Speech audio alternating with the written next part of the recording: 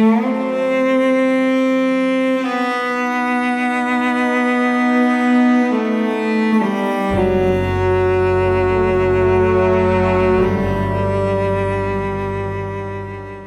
you ever had the feeling that something ancient is whispering through time? A story so old it's carved into stone, sung in lullabies, and buried in the bones of forgotten cities. It begins with rain. Not a drizzle, but a storm that never ends. Skies torn open, oceans rising, and a world washed away. One man survives, one vessel drifts. And when the waters fall silent, a new world begins. You know this story. Everyone does. But what if it wasn't just a myth? What if cultures that never met, from jungle tribes to desert kingdoms, were all remembering the same thing? A disaster so massive it left a scar on the human soul. Tonight we're opening a door to the oldest memory humanity has ever known. And what we find on the other side might change everything. They say myths are just stories. But what happens when the same story appears on every continent? In the Bible, it's Noah, warned by God. He builds an ark. He saves life itself. But shift your eyes east, and the name becomes Manu, a humble man in India, rescued by a fish god named Vishnu, who guides his boat through a world drowned in water. Farther west in Greece, you'll hear of Deucalion and Pyrrha surviving the wrath of Zeus in a floating chest as humanity is wiped clean beneath the sea. Travel to the Andes, and you'll hear the Inca legends of great floods that came before the sun was even born. In the dreamtime of Aboriginal Australia, ancestral spirits rise with the water remaking the land, and warning of what comes when balance is broken. Even in the icy reaches of Siberia, stone carvings speak of odd-shaped boats, etched into cliffs that have never known the sea. Different names, different gods, different languages, but the same story, over and over again. One chosen soul, a warning, a vessel, a flood, and a rebirth. This isn't coincidence. This isn't imagination running wild. This is something else. Something buried deep in the human mind. A memory, maybe. One we weren't supposed to forget. The question is, what was it really? We call them myths because they sound impossible. But science tells a story of its own. Roughly 12,000 years ago, the Earth began to melt. Glaciers the size of continents crumbled into roaring rivers. Ice sheets collapsed, and the sea began to rise, not by inches, not over centuries, but by dozens of feet within a single human lifetime. Imagine standing on the same beach where your father stood, only now the water is at your doorstep. And it keeps coming. Modern researchers call them meltwater pulses, violent surges of rising sea level that drowned the coastlines where early humans hunted, built, and preyed. In Europe, a land called Doggerland vanished beneath the North Sea. In Asia, Sunderland, the size of India, was swallowed whole. In the Black Sea, scientists discovered sediment layers that suggest a massive sudden flood, so violent it may have inspired the very story of Noah. And these weren't isolated disasters. They happened across the globe. Suddenly, repeatedly, and with terrifying force. What do you do when the world beneath your feet disappears? You remember. You tell the children. You carve the story into stone and whisper it across generations. You don't call it science. You call it myth, because it's all you have left. Stories change. Languages evolve. But some tales stay the same. Across thousands of years, across deserts, jungles, mountains, and oceans, this one story keeps coming back. A warning, a flood, a chosen one, and a new beginning. It's told in clay tablets, on temple walls, in whispered lullabies under starlit skies. But here's what makes it strange. Most myths shift wildly between cultures. They splinter into legends, branch into gods, But the flood, it stays the same. Always water, always destruction, always survival. By a thread. Why? Could it be that these aren't just stories, that there's something older, deeper, something remembered? Think of it a global trauma passed down, not through data, but through myth. A survival instinct, disguised as bedtime tales. Even Plato philosopher, skeptic, rationalist tells of a mighty civilization drowned in a single day. Atlantis. He places it around 9,600 BC. That's not a poetic guess. That's the exact moment the last ice age ended and the floods began. Coincidence? Or is myth simply memory wearing the mask of story? And if so, what else have we remembered without even knowing? Let's talk about the Ark. Not just Noah's, but all of them. Because across the world, in stories that never touched people, built vessels to survive the end. In Mesopotamia, it's a giant coracle, a perfect circle. In the Epic of Gilgamesh, it's a cube, massive, unmoving, like a floating fortress. In Genesis, it's a rectangular chest, sealed tight, built to endure, not to sail. 3 different shapes, 3 different cultures. But here's the strange part. All of them describe a space with almost the same internal volume, around 15,000 cubic cubits. How do civilizations oceans apart end up with nearly identical specs for surviving the end of the world? Coincidence or shared memory of something very real? And then there's what goes inside the Ark. Not just animals, not just people. In Hindu texts, Manu doesn't just save life, he saves seeds.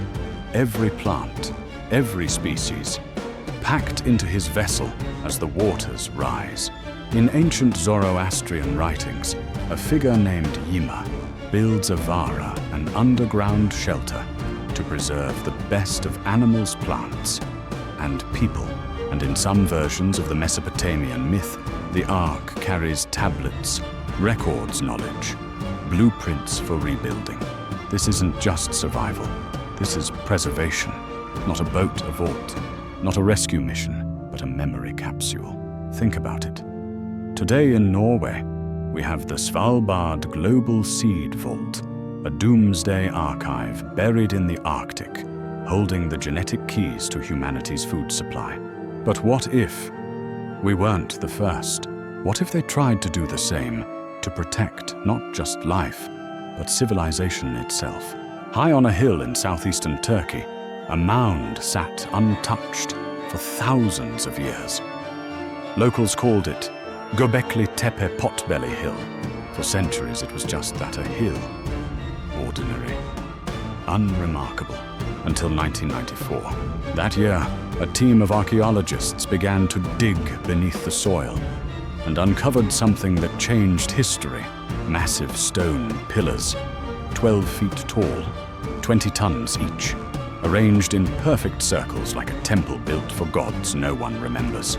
Carved into the pillars, lions, snakes, scorpions, vultures holding headless bodies, symbols we still don't understand.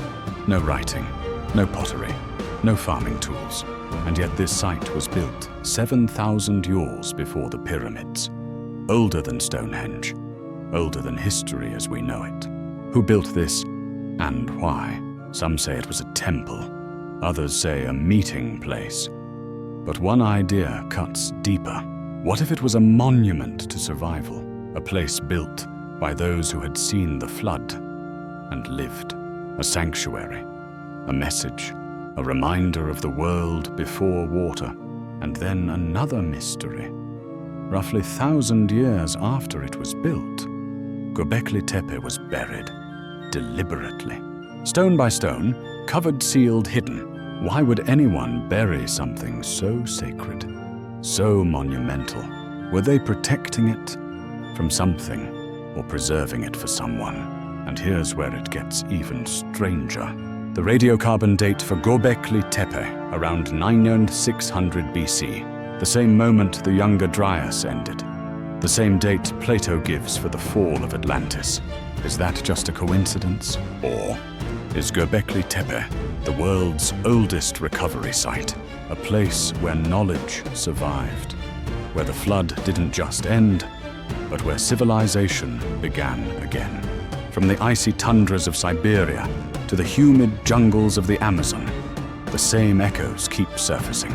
In North America, the Hopi people speak of 4 worlds, each one destroyed by fire, by ice, by flood, each reborn from just a few survivors. In Norse mythology, the sea swallows the earth after Ragnarok. But from beneath the waves, a green world rises again. In Mesoamerica, the Maya believed in 4 creations, each one destroyed when humans failed to live in harmony. And in Hindu cosmology, time itself moves in cycles, the yugas, each one ending in collapse, followed by silence, followed by rebirth.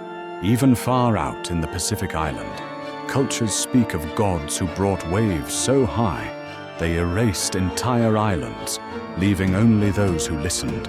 Again and again, we hear the same structure, a warning, a collapse, a reset, a beginning. It's as if humanity is trying to remember something, not once, but over and over. And in some deep place within us, we do remember. Not the details, not the dates, but the pattern, a cosmic rhythm, a planetary heartbeat, creation, destruction, renewal. Maybe that's why the flood never really leaves our stories. Because it's not just a tale from the past. It's a pattern written into the fabric of being human. And maybe, just maybe, we're still inside that cycle. Right now. So what does it mean? When the oldest stories we've ever told sound like warnings, what if the flood wasn't just something that happened, but something that happens again and again? Maybe those myths aren't ancient fantasies. Maybe they're emergency instructions wrapped in legend so they'd survive the rise and fall of empires. And here we are, standing at the edge once more. Sea levels are rising, not in stories, but in satellite data. Storms are stronger, forests are burning, oceans are warming, and the balance is shifting. We like to think we're different now, more advanced, more in control. But maybe that's what every civilization thought before the waters came. We build higher, we move faster, we consume more, and the planet watches, quiet, patient, until it isn't. What if these myths endured because they were meant to? Whispers across time, saying we were warned, we didn't listen. Don't make the same mistake. Because if the flood is not just behind us but still ahead, then the question isn't whether it will come, it's whether we're building an ark of knowledge, of wisdom, of compassion before the waters rise.